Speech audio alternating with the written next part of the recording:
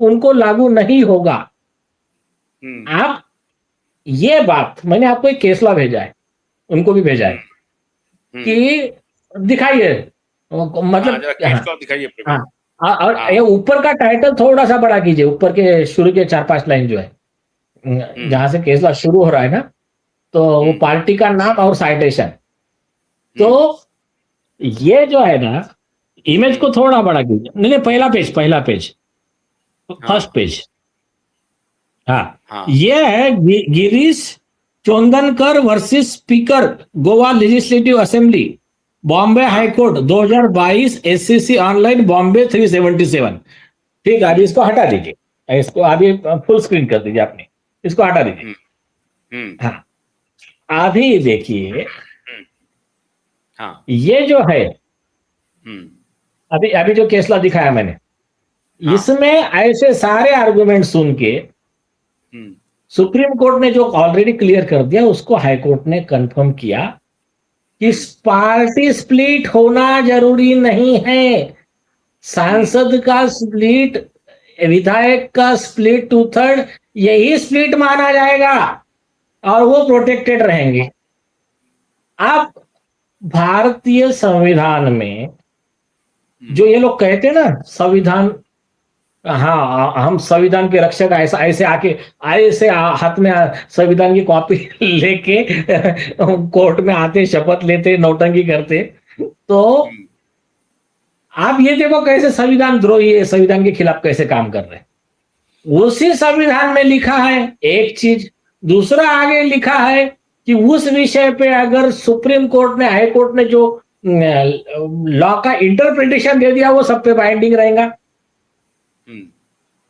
वो रहते हुए उसके उस लॉ के अगेंस्ट जाके ये लोगों को लॉ बता रहे। तो ये हो गया संविधान का विरोध, संविधान का द्रोह। अभी हो गया, ये एक पब्लिक को गुमराह करना हो गया। आप इसका लीगल एस्पेक्ट बताता हूं मैं। बहुत कम लोग इस पर ध्यान देते हैं। ये जो लोकसभा राज्यसभा जो है ना, उसमें प्रिविलेज मोशन का प्रोविजन है। उसमें जेल दे सकते हैं जो ऐसी झूठी जानकारी देने वाले, लोकसभा के गरिमा को मतलब उसको ठेस पहुंचाने वाले जो भी लोग हैं, इनको सजा देने का प्रावधान है। आपको याद होगा, महाराष्ट्र लेजिस्लेटिव असेंबली ने अर्नब गोस्वामी को भी प्रिविलेज मोशन का नोटिस दिया था, इन्हीं उद्धव ठाकरे के जमाने में। आप इसके आगे की केस बताता हूं। इसमें ठीक है, कंटेम्प्ट में 6 महीने की सजा है। उसके आगे एक बहुत सीरियस केस है, फ्रीवोलस केस फाइल करना क्वासी जुडिशियल अथॉरिटी के सामने, फ्रीवोलस क्लेम फाइल करना और झूठी बात लिखना या तो झूठा लॉ लिखना। देखिए ये आईपीसी पुराना जो है, आईपीसी 192 193 के तहत 7 साल की सजा वाला ऑफेंस है। 209 के तहत 3 साल जो भी है उनके, वो एक ऑफेंस है उनका, 3 साल या 2 साल जो। और उसके नए बीएनएस में जो अभी नया बना है भारतीय न्याय संहिता, उसमें इक्विवेलेंट प्रोविजन है। तो आप उसमें कौन कौन आरोपी बनेंगे? जिन्होंने दिया और जिनके कहने पे दिया। कॉन्स्पिरेसी में कौन कौन रहते हैं? जो directly, indirectly, bye act of commission, act of omission उसको सपोर्ट करते हैं। अब उसमें उनके साथ में प्रेस कॉन्फ्रेंस में जो प्रेजेंट थे, अरविंद सावंत, संजय राउत और सुभाष देसाई, इन सब के खिलाफ में लोकसभा अध्यक्ष प्रोसिक्यूशन भी ऑर्डर कर सकते हैं।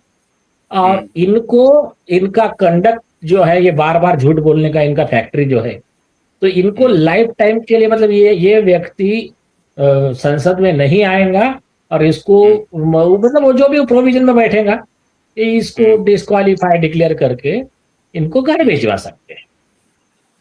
ये प्रावधान है, लोकसभा अध्यक्ष के पास में अधिकार है, और पुलिस अलग से एफआईआर कर सकती है, क्योंकि इन्होंने यही झूठा स्टेटमेंट कहाँ दिया है, ओपन पब्लिक में दिया है। तो पुलिस सो मोटो कर सकती है, या तो फिर एक नाथ शिंदे जी के जो भी सांसद हो, कोई भी एक पार्टी वर्कर जाके एप्लीकेशन दे दे, तो उसमें इनके ऊपर में प्रोसिक्यूशन हो सकता है। तो इस तरह का ये लॉ है। तो इसमें क्या बोलते हैं उसको, चेक एंड मेट वाला गेम हो गया।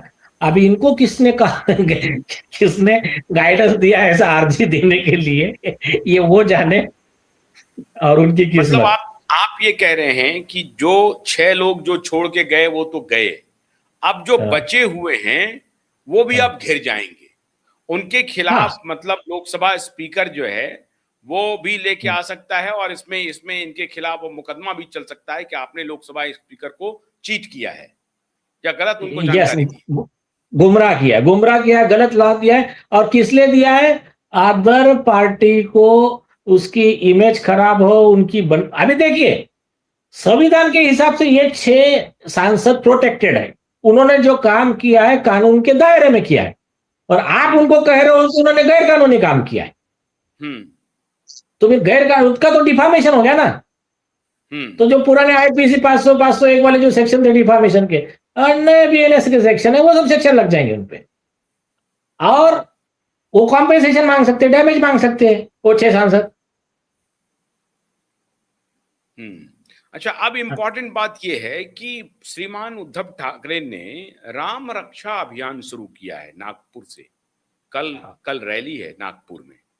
नागपुर क्यों चुना है उन्होंने? नागपुर संघ का हेडक्वार्टर है ना आरएसएस का।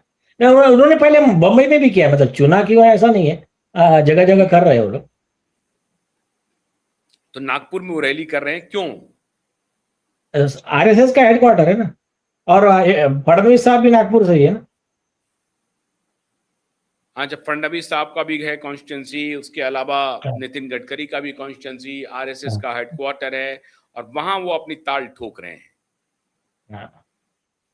लेकिन उस पर ना, उस पे क्या हुआ, कल वो मिस्टर संजय राउत ने एक पत्र लिखा फडणवीस साहब को।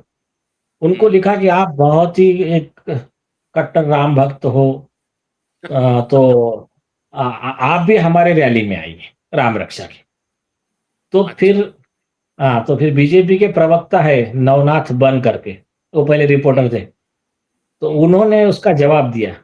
उन्होंने कहा कि उनके वीडियो भी है अवेलेबल, कि जो ये थे ना कुछ दिन पहले जो उद्धव ठाकरे वो स्पीच में बोलते थे, जो श्रीराम जय श्री राम कहते हैं हम उसको हरामखोर बोलते हैं।